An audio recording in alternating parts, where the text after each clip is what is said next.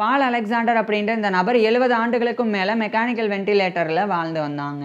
1946 ஜனவரி 30 அன்னைக்கு United states உடைய டெக்சாஸ்ல இருக்கிற டாலஸ்ல பால் ரிச்சர்ட் அலெக்சாண்டர் பிறந்தாங்க.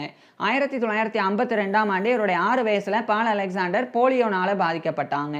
போலியோ பாதிப்பு ரொம்ப தீவிரமா இருந்தது. எந்த அளவுக்குன்னா பால் அலெக்சாண்டர்னால அவருடைய கழுத்துக்கு கீழே உடலை இயக்க முடியாத நிலை ஏற்பட்டது. இதன் காரணமா ரெஸ்பிரேட்டரி மசில்ஸ் அப்படின்ற சுவாச தசைகளை இயக்க முடியாம பால் அலெக்சாண்டர்னால சுவாசிக்க முடியல. ஸோ வேற வழி இல்லாம பால் அலெக்சாண்டர் அயன் லங்ஸ் அப்படின்ற மெக்கானிக்கல் வென்டிலேட்டர்ல வாழ வேண்டிய நிலை ஏற்பட்டது. இதுக்கப்புறமா அந்த அயன் லங்ஸுக்குள்ள பால் அலெக்சாண்டருடைய உடலும் அதுக்கு வெளியே பால் அலெக்சாண்டருடைய தலையும் இருக்கும்படியே இவர் வாழத் தொடங்கியிருந்தாங்க.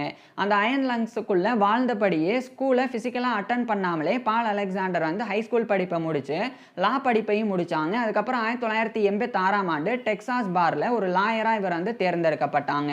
அது மட்டும் இல்லாமல் நிறைய புக்ஸ் எழுதக்கூடிய ஒரு ரைட்டராகவும் பால் அலெக்சாண்டர் இருந்தாங்க. இப்பேற்பட்ட நபர் 2024 மார்ச் 11 அன்னைக்கு இவருடைய 78 வயசுல இறந்து போயிடுறாங்க. பால் அலெக்சாண்டர் இறக்கும் வரை 70 ஆண்டுகளுக்கும் மேல மெக்கானிக்கல் வென்டிலேட்டர்ல போலியோ பாதிப்பினால வாழ்ந்து வந்தாங்க. ஸோ இந்த போலியோவினுடைய தீவிரம் என்ன அப்படின்றது புரிஞ்சிருக்கும். போலியோ சொட்டு மருந்தினுடைய முக்கியத்துவம் என்ன அப்படின்றதும் புரிஞ்சிருக்கும்.